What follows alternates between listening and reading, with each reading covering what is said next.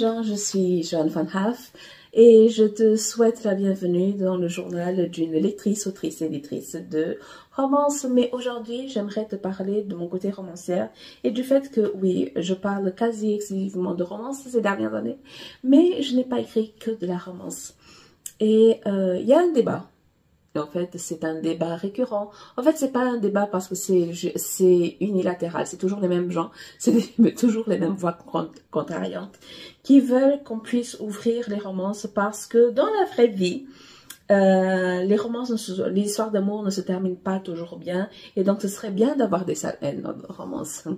Et là, j'ai plusieurs contre-arguments à ce sujet. Dans la vraie vie, il n'y a pas de vampires, de loups-garous, de zombies. Dans la vraie vie, on n'a pas de fusée, on ne va pas vivre sur Jupiter. Dans la vraie vie, tous les homicides ne sont pas résolus. Dans la vraie vie, on ne vit pas dans l'espace, on ne vit pas 1000 ans, on n'a pas d'elfes, on n'a pas de fées, on n'a pas de... Voilà, dans la vraie vie, il y a beaucoup de choses qui n'existent pas et pourtant personne n'en parle. Et d'un autre côté, la romance, c'est deux codes. C'est la construction ou la reconstruction d'une histoire d'amour qui se termine bien avec les personnages, les protagonistes qui sont heureux, amoureux, ensemble et vivants. Voilà, point final. J'allais dire point à la ligne, j'ai toujours tendance à dire point à la ligne, mais non, il n'y a pas la ligne, c'est point final, il n'y a pas de discussion. Et le truc, c'est que oui, c'est vrai, les histoires d'amour dans la vraie vie ne se terminent pas bien. Et je suis 100% d'accord qu'il y a beaucoup de personnages qui ne devraient pas terminer ensemble. Jamais de la life ils devaient être ensemble. Mais on n'a pas besoin de réinventer la romance pour ça. Vous savez pourquoi? Parce que le genre, pour ce cas de figure, existe déjà. Ça s'appelle drame. Ça s'appelle même drame romantique. Vous voyez? Et le truc, c'est que pendant des années, parce que je me consacre exclusivement à la romance depuis 5-6 ans, mais pendant des années, quand je me présentais, je disais que j'écrivais des histoires d'amour. Ça, parfois, ça se terminait bien, ça se terminait mal. Et c'est pour ça que j'ai mon t-shirt Malus Karma, parce que en l'an de grâce 2014, lors du camp NaNoWriMo, RIP, j'ai écrit un drame sous fond de trafic d'êtres humains. Et mon héroïne était une victime. Et l'homme, son love interest, l'homme qui pouvait avoir le potentiel d'être un love interest, qui essaye de la sauver, de la protéger, il est assassiné devant ses yeux au bois de Boulogne. Et j'ai écrit, c'était parmi les dernières scènes de ce roman, et j'ai écrit en écoutant en boucle Talk to Me de Yodelis. Et je crois que j'ai écouté cette musique pendant 20 fois ou 30 fois cette musique pendant que j'écrivais. Et j'écrivais comme ça. Mais genre, je me mets dans ces situations, les gens. Mais je pleurais en sanglots à tel point que pendant une semaine, j'avais le cœur lourd. C'était comme si quelqu'un de ma propre famille était mort. Et à ce moment-là, j'ai commencé à compter mes points karma. Parce que je me suis dit que c'est pas possible que je m'inflige ça. Et si je faisais du mal à mes personnages, il fallait que j'équilibre ma balance karmique. Et du coup, pour une tragédie comme ça, je perdais 3 points. Ça veut dire que je devais écrire 3 romances pour compenser. Et petit à petit, j'ai de moins en moins envie d'écrire ces histoires, non pas parce que je ne pense pas qu'elles soient dignes, c'est juste que je souffre trop, pas seulement pour mes personnages, parce que pendant que j'écris, je pleure ma mère, mais pour moi, en fait, parce que je fais des cauchemars, parce que je dors mal, parce que je pleure comme si quelqu'un de réel était mort, donc je le vis très très mal. Donc c'est très cohérent avec l'histoire, avec l'intrigue, c'est très cohérent avec les... comment expliquer? Avec... c'est en conséquence des actions des personnages, donc tout était cohérent, tout est logique, tout est réaliste, etc. Mais j'en souffre physiquement. Et je me suis dit que je pouvais pas continuer comme ça. Donc à chaque fois que j'écrivais des histoires, que ça se terminait mal, ben je devais équilibrer avec des histoires qui se terminaient bien. Donc un drame, c'est 0, c'est ça, c'est équilibre, parce que du genre de la littérature générale. Ça se termine pas bien, ça se termine pas mal, mais personne ne meurt, du genre personne ne pleure, donc je mets 0. Si les personnages sont ensemble, c'est une histoire d'amour et ils se séparent, ben je vais mettre -1, ça veut dire que je dois écrire une romance derrière. S'il y a un proche des protagonistes qui meurt, je mets -2 et je dois écrire 2 romances derrière. Par contre, si un des protagonistes meurt, eh bien, il faut que j'écrive 3 romances derrière. Donc, vous voyez, rien que pour mon équilibre karmique, c'est du travail aussi. Donc, je prends très soin de mes malus karma. Et depuis que j'écris quasi exclusivement de la romance, eh bien, je crois que j'ai une dizaine de points karma d'avance, quoi. Et le truc, c'est que ceci n'empêche pas le fait qu'il y a des histoires qui méritent d'être racontées où les personnages ne se terminent pas ensemble et je suis tout à fait d'accord. Mais s'il vous plaît, ne vendez pas ça comme de la romance et vous n'avez pas besoin de réinventer la romance parce que ce genre existe déjà, c'est un drame. C'est un drame romantique, ça peut être même de la tragédie, mais ce sont des drames romantiques et ils existent. Et il y a quelques mois, j'ai récupéré mes archives et j'ai la preuve que je n'ai pas écrit que de la romance. Par exemple, ceci est ma toute première publication. En fait, c'est une revue universitaire à l'initiative d'une étudiante américaine à l'université Paul Valéry, à la fac Paul Valéry à Montpellier. Et donc, on pouvait publier dans la langue qu'on voulait. C'est pour ça que ça s'appelle version originale. Et à l'époque, j'avais écrit une histoire très courte de la fantasy en anglais.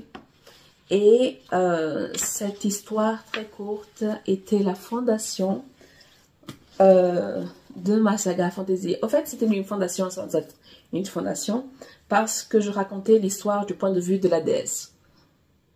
De la déesse qui observait ces sujets avec de grands écrans, du genre, le truc, je me suis pas relue, ça fait le truc à 20 ans, je me suis pas relue, j'ai peur de me relire, tellement ça doit être capillotracté, mais j'ai pris des trucs et j'ai récupéré la déesse, j'ai revu du genre, on ne sait pas s'il y a tout plein d'écrans sur lesquels elle observe ces gens, ces ouailles, mais la réelle auteur des hommes. La 13e concubine, qui est le premier tome de ma saga fantasy, Taran des Sacranimes, ce n'est pas de la romantaisie, ce n'est pas de la romance. Il y a 8 points de vue, c'est une trilogie, il y a 8 points de vue, et dans les 8 points de vue, il y a des histoires d'amour qui fonctionnent, il y a des histoires d'amour qui ne fonctionnent pas, il y a des amours avortés, il y a des amours comme des romances.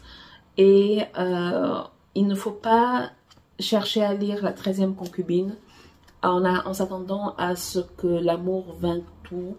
Et non, c'est pas ce que je recherchais à l'époque, c'est pas ce que je recherchais.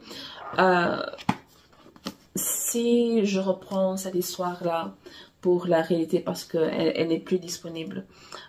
Si je reprends, ce ne sera absolument pas pour en transformer en fantasy parce que j'aime le fait qu'il y ait des histoires qui ne fonctionnent pas.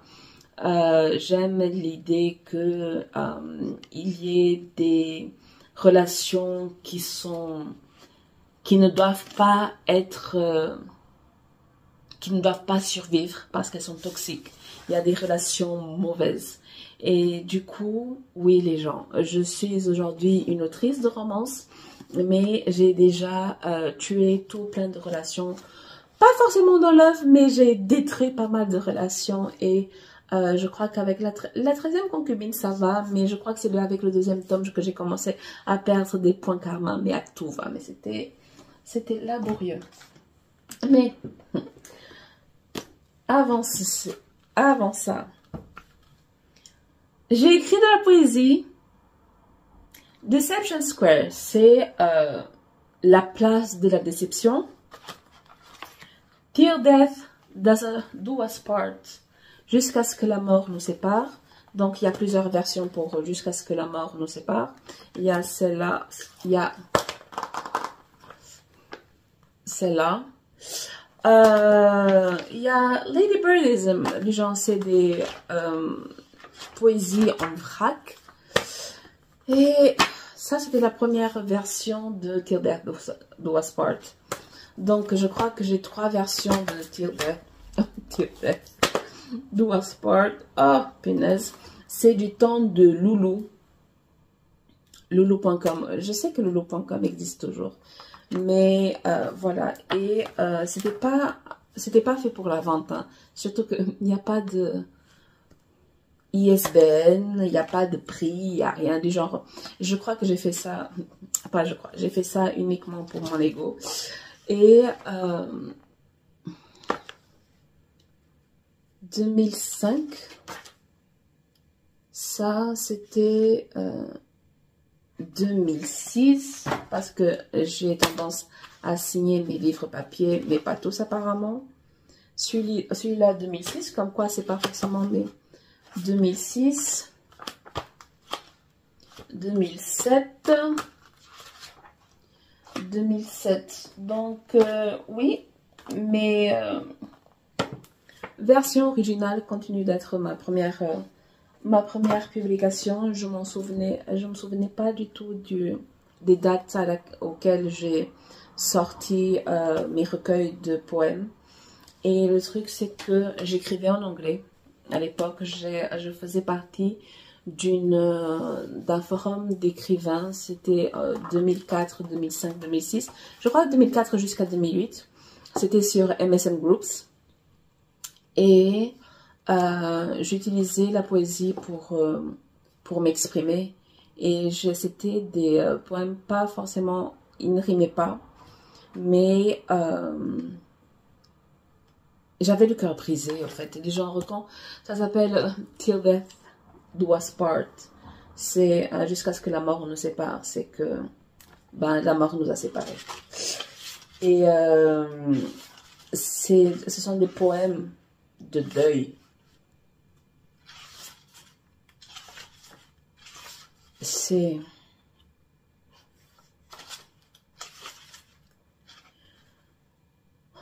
I could give a million reasons.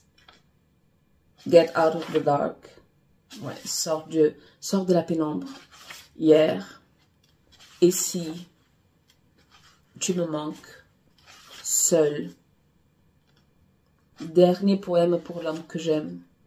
Je n'ai pas arrêté. Le jour après-demain. Peu importe.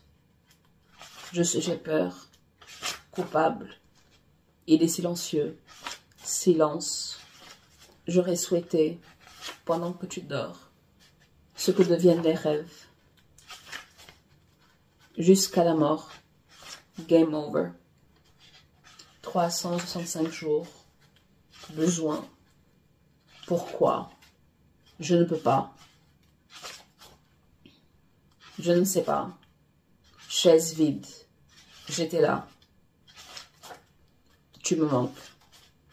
Il n'y a plus personne. Hiver. Si j'avais un génie.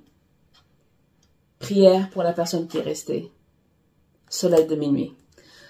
Rien que les titres, les gens. Rien que les titres. Mais bon, ça, voilà. Ils n'ont jamais été disponibles à la vente. Ils ne seront jamais disponibles à la vente. Mais, maintenant que j'y pense, The Day After Tomorrow,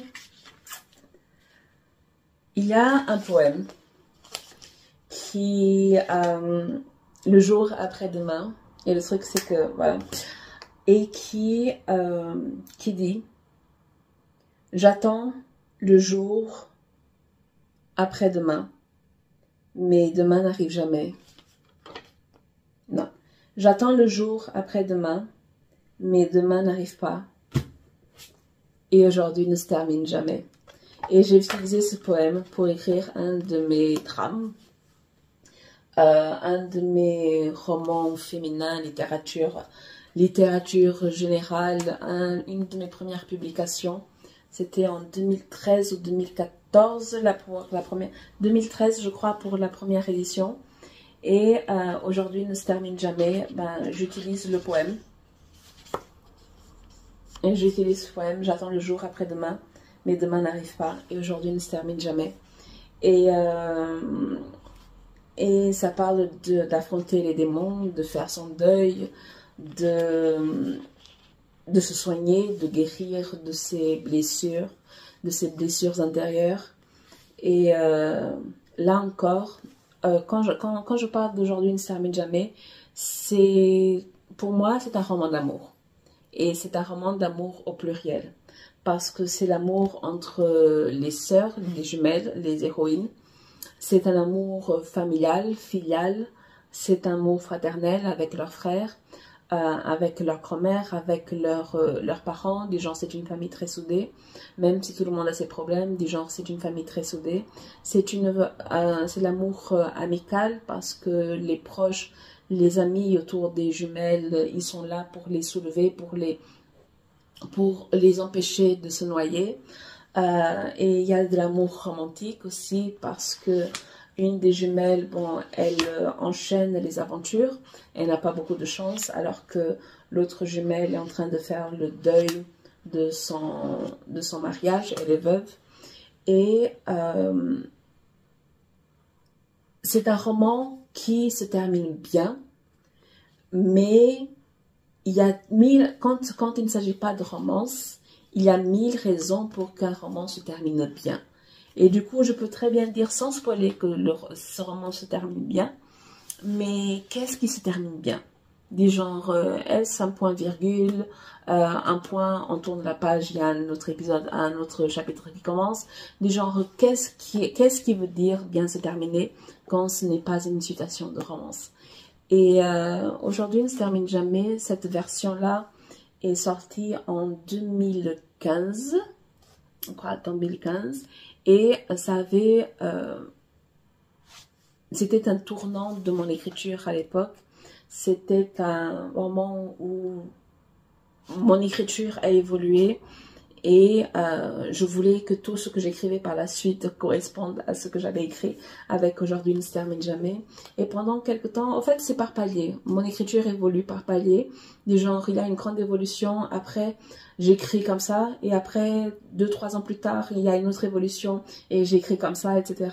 Et donc en 2003 c'était cette évolution là, et les romans que j'écris autour de même drame, romance, etc., j'écrivais comme ça.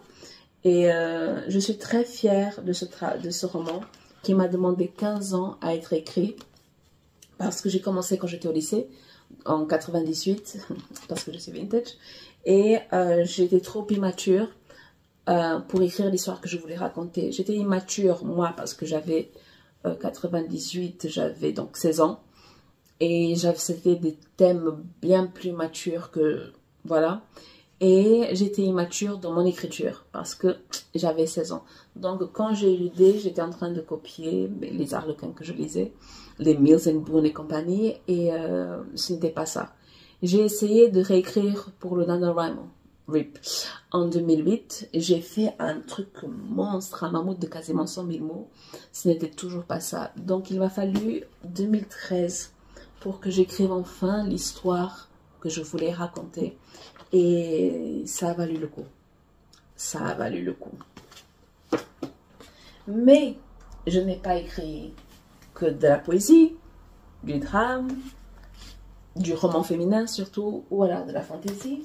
J'ai récupéré ceci. Ce sont des catalogues de FOTSOC, qui est le Festival international de la photographie sociale. Ça se déroulait à Sarcelles, je crois qu'il y a eu 4 ou 5 éditions. Et donc il y avait des photographes du monde entier qui exposaient leurs photographies. Hello. Et pour le catalogue, vous voyez la taille de ce truc-là. Et pour le catalogue, on demandait à des écrivains d'écrire des textes courts qui pouvaient représenter, je crois que c'est celui-là mon premier, 2008, qui pouvait représenter les histoires qu'on racontait. Donc ça s'est présenté comme ça, il y avait des photos et des histoires. Et à l'époque, j'avais soumis et publié quelques histoires courtes dans la revue des ressources. Et c'est via la revue des ressources que qu'on m'a invité à participer à ce catalogue. Et je me suis inspirée des photographies de Luca Ferrari. Donc, à l'époque, pour cette première édition, ils nous ont juste fourni les photos. On devait choisir les photos et on devait écrire l'histoire. Du coup, on ne savait pas du tout le contexte de l'histoire. J'ai reçu celle-ci. Je ne savais pas quel était le contexte du truc et j'ai écrit le texte qui est à côté. Ça s'appelait La fierté. Et j'ai parlé du mot fierté et du fait que pour moi, le mot était galvaudé. Pour moi, on utilise le mot « je suis fière de toi »,« je suis fière d'être quelque chose », alors qu'on n'a rien contribué pour ce résultat. Et pour moi, du genre, je n'utilise pas le mot fierté dans ces conditions-là. Je ne dis pas « je suis fière d'être une femme » parce que je n'ai pas choisi d'être une femme, je suis née comme ça. Je ne dis pas « je suis fière d'être métisse » ou « je suis fière d'être angolaise », etc. Parce qu'encore une fois, ce n'est pas un choix, je suis née comme ça. Mais ma fratrie, mes proches, ils ont des accomplissements, etc. Je suis très admirative, je suis très contente, etc. Mais je ne suis pas fière parce que je n'ai rien fait pour contribuer à leur accomplissement. Donc, je ne peux pas dire je suis fière de toi parce que ce n'est pas moi qui ai fait le truc à leur place. Mais ça, c'est quelque chose, moi, de personnel. Et donc, ça n'avait rien à voir avec la photo. Mais le truc, c'est qu'ils sont tous devenus fous. Ben oui, au fait, la photo venait du seul hôpital psychiatrique de Sierra Leone. Hein, oups.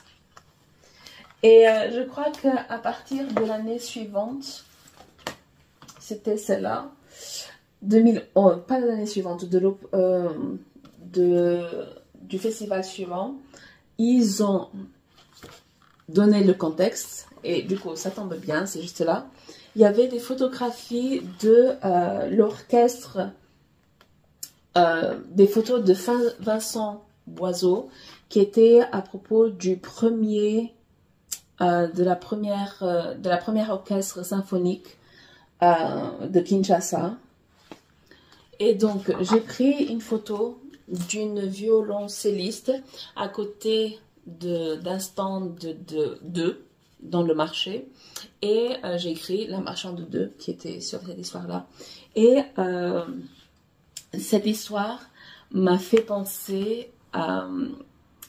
C'est cette histoire-là qui me fait toujours penser aux perceptions et aux préjugés et à la façon dont nous, on voit le texte quand il n'y a pas le contexte.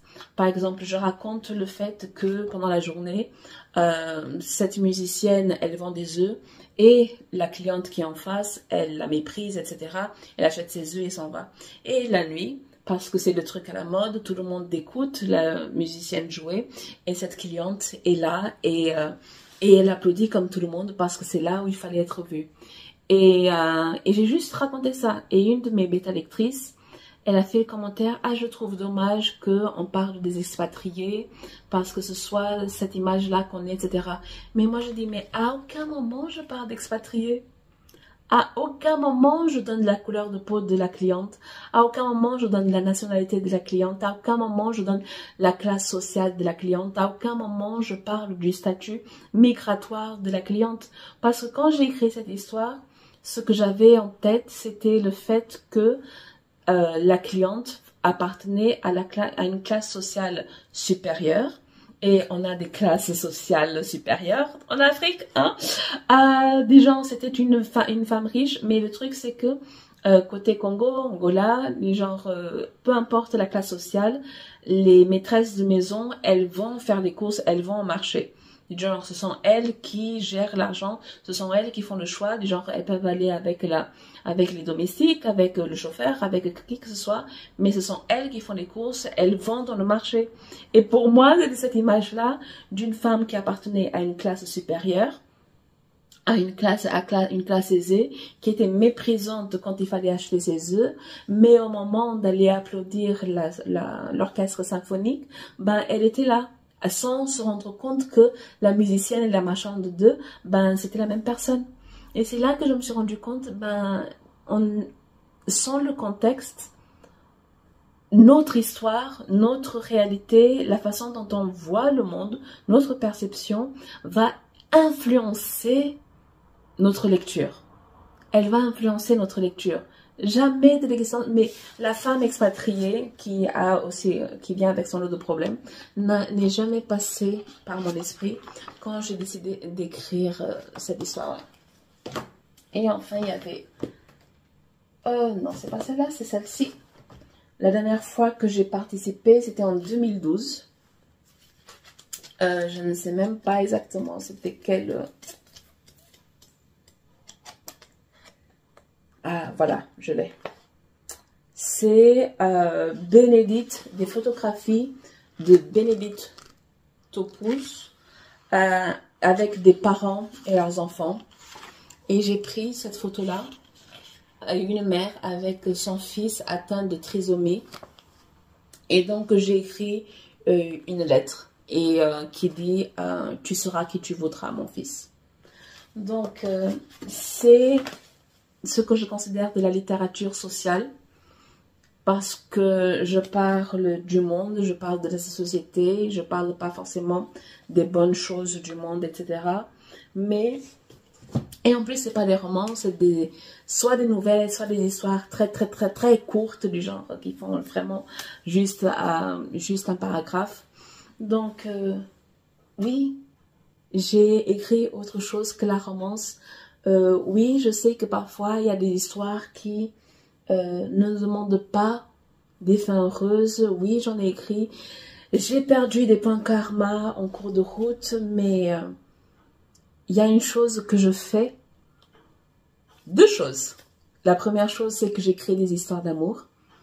Je me consacre à la romance, mais pendant longtemps, j'écrivais des histoires d'amour, peu importe la fin que l'histoire décidait, que l'histoire demandait, parce que en fait, je me lançais dans l'histoire sans décider de la fin. Et c'était à la fin que je me disais, ah, j'ai écrit une romance, ah, j'ai écrit un drame, ah, surprise. Et la deuxième chose, que je revienne, qu'est-ce que je voulais dire? Je suis une autrice de et une chose que je fais, oui, écoutez, j'ai perdu le cours. J'ai perdu le fil de ma pensée, comme d'habitude. Mais c'était quelque chose que je faisais. Donc, j'écris des histoires d'amour, peu importe quel type d'histoire d'amour. Et donc, je comprends entièrement le pourquoi du comment certaines histoires ne peuvent pas bien se terminer. Et je pense que il y a énormément d'histoires qui sont vendues en romance qui n'auraient jamais dû être de la romance parce que sérieusement, il y a des gens qui ne devraient pas être ensemble, il y a des gens qui devraient être en prison surtout. Mais voilà, je suis une autrice de romance. Mais je ne suis pas qu'une autrice de romance. Je suis une romancière, mais je ne suis pas qu'une romancière. Je n'ai pas écrit de poésie depuis longtemps, mais j'ai déjà été poète. Je n'ai pas écrit de nouvelles, d'histoires courtes depuis longtemps, mais j'ai déjà été novelliste. On n'a pas besoin d'être une seule chose, de porter une seule casquette dans l'art. On devrait se permettre de fouiller, d'explorer, d'expérimenter. C'est notre job d'expérimenter. Donc, si vous êtes des autrices de romances, mais que vous avez envie de fins autres que des fins heureuses, écrivez-les. Mais pour l'amour du ciel, donnez la bonne étiquette à cette histoire-là. Parce que les fins heureuses ne sont pas forcément les personnages qui terminent ensemble, mais pour la romance, c'est la seule fin heureuse possible. Donc, je suis Jeanne Van Haf et c'était le journal d'une lectrice, autrice et éditrice de romance. Ciao les gens.